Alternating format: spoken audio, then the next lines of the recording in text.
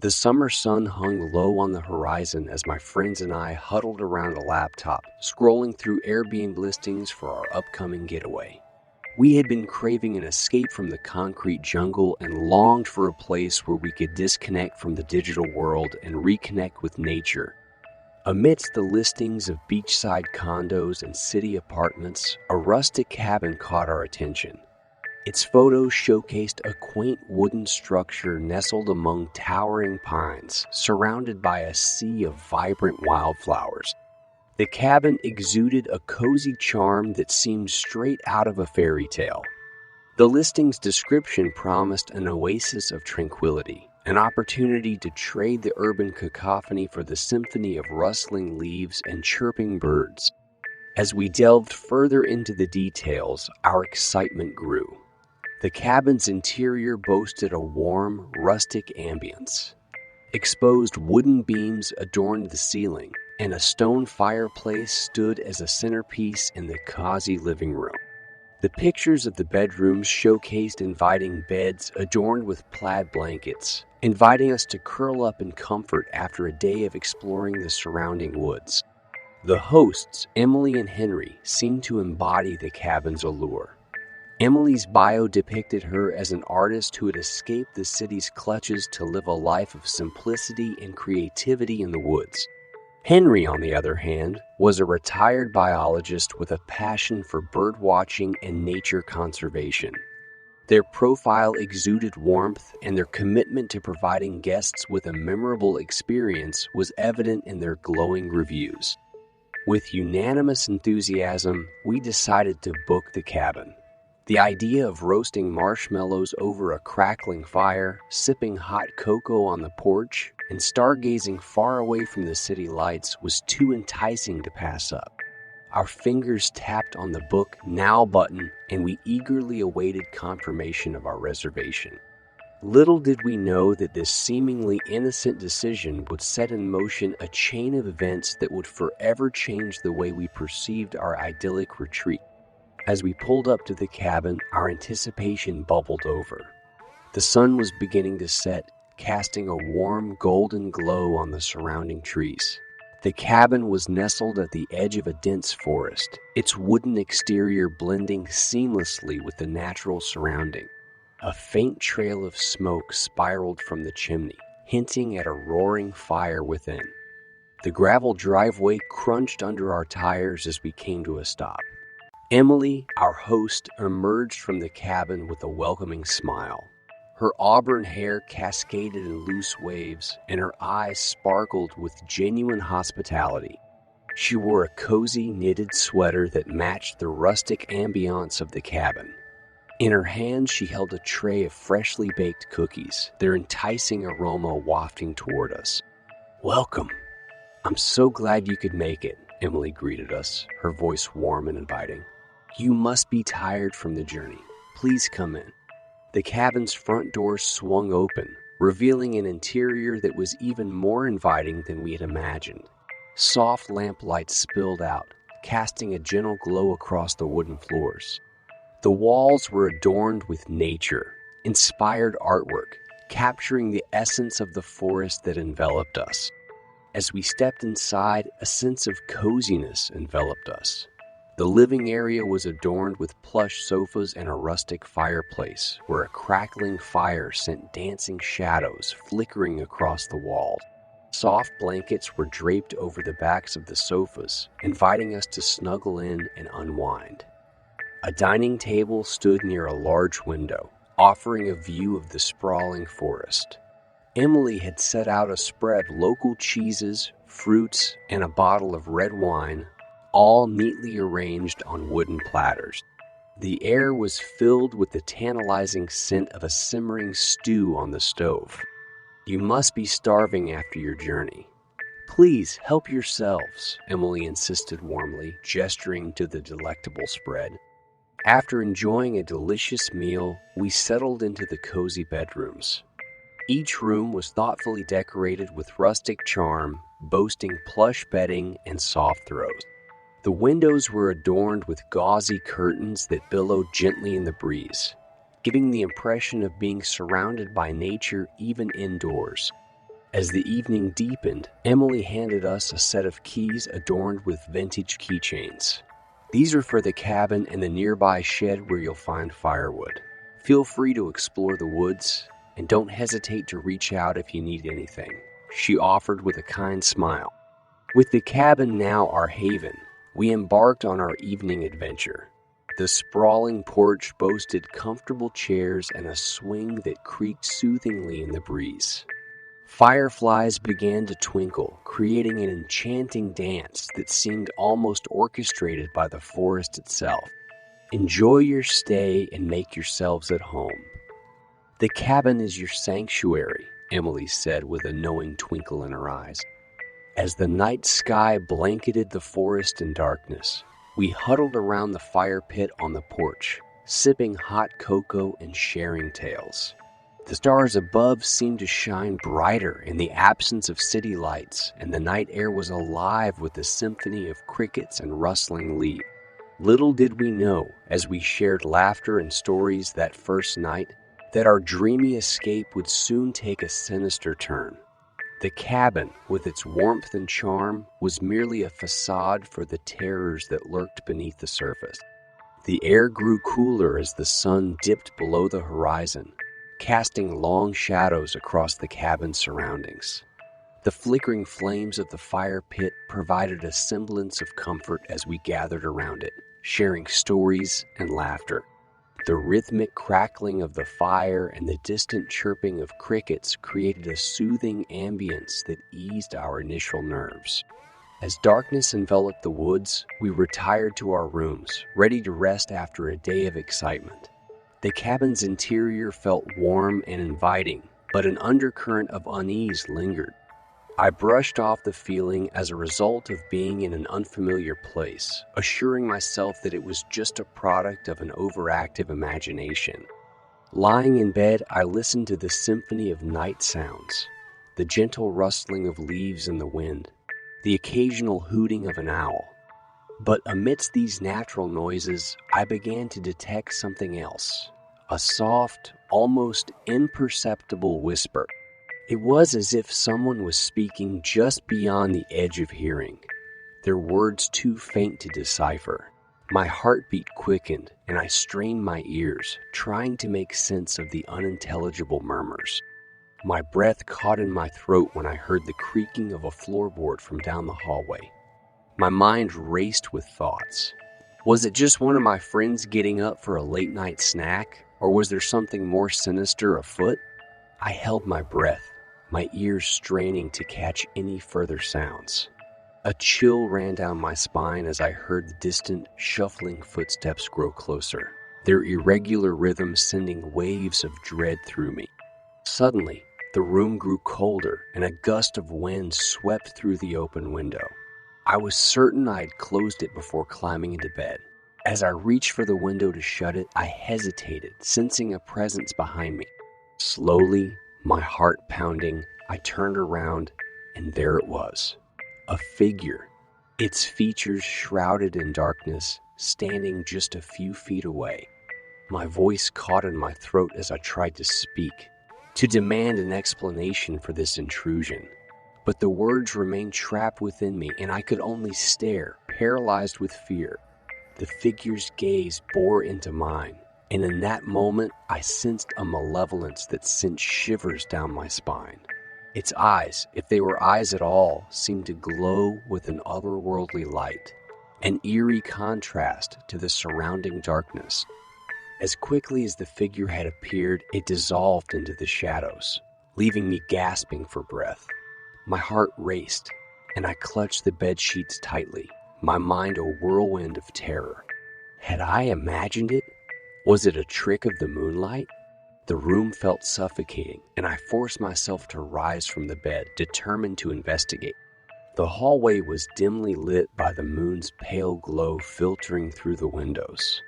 I moved cautiously, my steps barely making a sound on the creaky wooden floor. Every shadow seemed to hold secrets.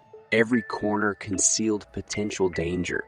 My breath quickened as I reached the end of the hallway, the open door to the main room inviting me to venture further. And then I saw it, A faint glimmer of movement at the window, a fleeting silhouette against the night. My heart pounded and a lump formed in my throat. I wanted to shout to demand answers, but fear silenced me. I watched as the figure stared out into the darkness, its presence sending ripples of unease through the room. As I continued to watch, the figure turned its gaze toward me, its form momentarily illuminated by the moon's soft light. In that instant, I felt a connection, an unspoken understanding that chilled me to the bone. And then, just as abruptly as before, the figure faded into nothingness, leaving me standing alone in the haunted stillness of the cabin. The night grew longer, and I retreated to my room, locking the door behind me. Sleep was elusive as my mind replayed the unsettling events of the night. The whispering, the footsteps, the shadowy figure. They all defied explanation. As the hours dragged on, I couldn't shake the feeling that the cabin held secrets far darker than I could have ever imagined. Amid the sunlit hours of the day, when the cabin exuded an air of rustic charm, my friends and I were determined to focus on exploring the outdoors and enjoying the camaraderie that had brought us here. We embarked on hikes that took us through lush forests, the rustling leaves providing a soothing symphony. The nearby lake glistened in the sunlight, its waters beckoning us to escape the worries that lingered. Yet, beneath our smiles and laughter, there was a looming unease that we couldn't shake. The specter of the previous night's disturbing events clung to our thoughts like a persistent fog. As if drawn by an unspoken understanding, we all felt the need to confront this lurking darkness. During one afternoon when the sunlight filtered gently through the cabin's windows, I found myself perusing the collection of books that adorned the weathered wooden shelves. There was an eerie harmony in the way the books had settled, as though they, too, carried the weight of the cabin's secret. My fingers traced the bindings, a tangible connection to the stories within. And then I stumbled upon it, a slight protrusion in one of the floorboards, almost as if it beckoned me to investigate further. As curiosity gripped me, I used the edge of an old bookmark to pry open the floorboard's hidden compartment. The moment the compartment yielded to my touch, a wave of musty air and dusty memories wafted out. Within the hidden chamber lay a collection of yellowing newspaper clippings, their edges frayed and brittle with age. I gingerly retrieved them, my heart pounding in both anticipation and trepidation. The articles chronicled the chilling accounts of disappearances that had plagued the area for decades. The headlines spoke of vanishing souls, each story painting a picture of lives abruptly cut short, leaving behind only unanswered questions and inconsolable families. As I leafed through the pages, I noticed names that struck a discordant chord within me. The names of our fellow guests, people who had been drawn to this very cabin, just like us, with hopes of serenity and respite. I felt a chill crawl up my spine, as if the cabin's sinister history had woven a sinister tapestry connecting us to those long-forgotten tragedies. With each turn of the brittle pages, the gravity of our situation became painfully clear. The cabin, once a refugee from the world's chaos, had borne witness to unimaginable horrors. It was a place where lives had been stolen, where anguish had echoed through its walls. The stories within the clippings were those of innocents betrayed, of families forever haunted by their losses. And as the sun dipped below the horizon, casting long shadows that stretched like spectral fingers, I couldn't help but feel that the cabin held its own tale, one written in the language of whispered regrets and phantom cries. The veil of innocence that had cloaked our perception of the cabin had been irrevocably torn, replaced by a sense of dread that pulsed in the background of every laugh, every conversation, every lingering glance.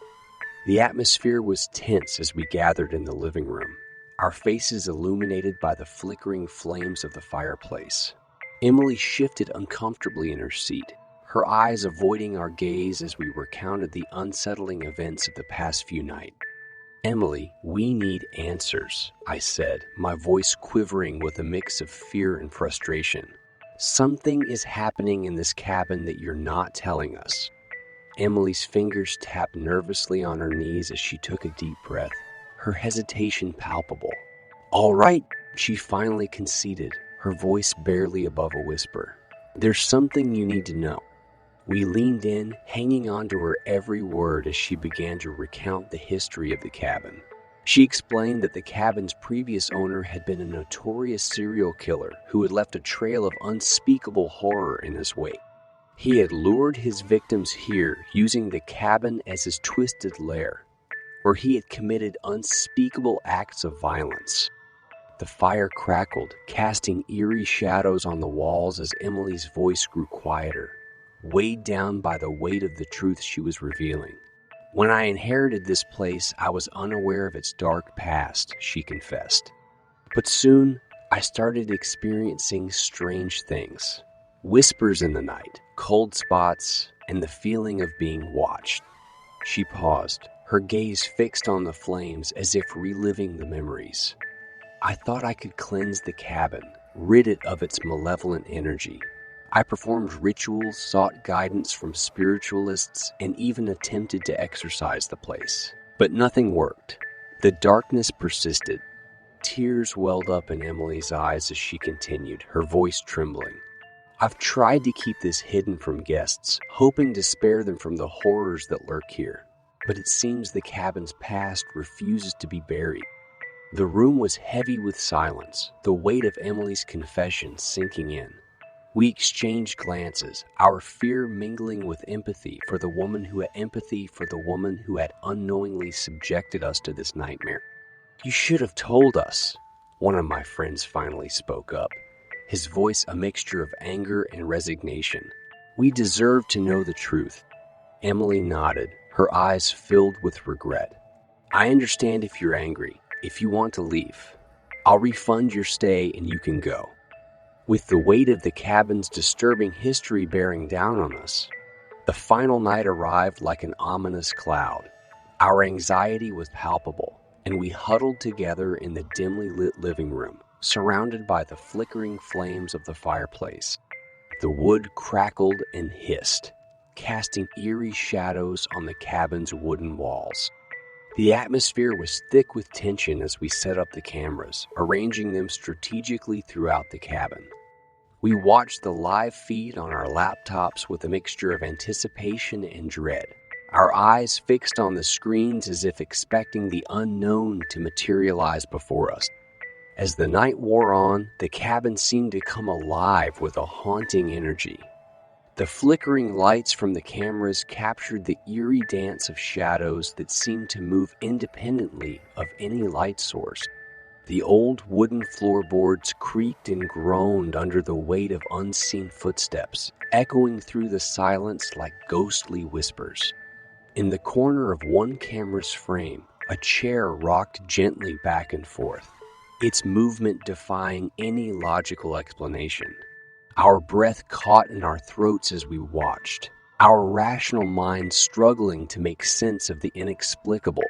The temperature seemed to drop, the air growing icy against our skin, even though the fire still crackled in the fireplace. Suddenly, a soft, mournful melody filled the air, the haunting strains of a piano playing from somewhere within the cabin. It was a melody that carried a sense of sorrow and despair, echoing through the wooden walls as if the very structure of the cabin itself held its own tragic memories. We clung to each other, our eyes wide with a mixture of fear and fascination. The camera feeds continued to capture the unexplainable, curtains swaying gently though the windows were closed, the sound of distant whispers that seemed to emanate from nowhere, and fleeting glimpses of shadowy figures moving just beyond the range of the cameras. The cabin's once comforting and rustic charm now felt like a prison, its walls closing in around us as if trying to suffocate our very presence. Every creak, every sound was a reminder that we were not alone in this place. And then, the moment that will forever be etched in our memories. A blood-curdling scream that seemed to pierce through the walls and echo in the air. The sound was guttural and primal. A sound that's guttural and primal. A sound that seemed to come from within the very heart of the cabin itself. It was a scream that carried with it a sense of anguish and torment, as if the cabin itself was reliving its dark history. Frozen in fear, we stared at each other, our hearts racing, unable to comprehend what we had just heard. The cabin's walls seemed to vibrate with the aftermath of that haunting cry, and we knew that whatever had taken place in this place all those years ago still held a grip on the present.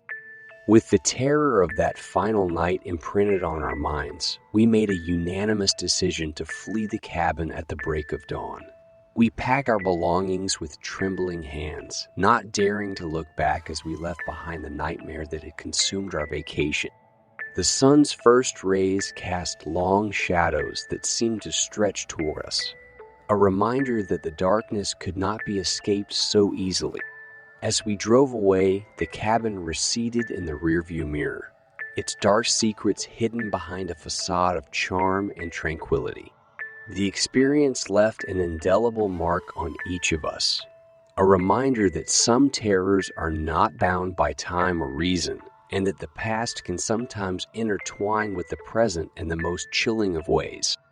The final night had arrived, casting an unsettling darkness over the cabin. We gathered around the flickering light of our laptops, our faces pale with anticipation and fear. The live feed from the cameras we had set up showed the cabin's rooms and hallways, eerily silent as we waited for something, anything to reveal itself. The air grew thick with tension, and the cabin seemed to hold its breath. Flickering shadows danced across the walls, and the faint sound of whispers lingered in the background. Every creak and groan of the floorboards sent shivers down our spines, reminding us that we were not alone. As the minutes stretched on, our nerves were on edge, and we exchanged worried glances. The live feed continued to capture eerie movements. The curtains swaying without a breeze, a chair sliding across the floor as if moved by an unseen force, and the dim glow of a light bulb flickering in a hypnotic rhythm. Suddenly, the cabin's silence was shattered by a piercing scream. It was a sound that seemed to emanate from all directions at once, reverberating through the walls as if the very foundation of the cabin was crying out in anguish. Our hearts raced, and a paralyzing fear gripped us as the scream continued, rising and falling in intensity. In that moment, our survival instincts kicked in, and adrenaline surged through our veins. We knew we had to get out, to escape the clutches of the malevolent force that had taken hold of the cabin. Without hesitation, we grabbed our belongings, jackets, phones, and laptops, and dashed for the door. As we burst through the cabin's entrance, the night air hit us like a cold wave, sending a chilling shock through our bodies. We stumbled onto the porch, gasping for breath, and cast one last glance at the cabin that had become our nightmare. Its windows were dark, its presence foreboding.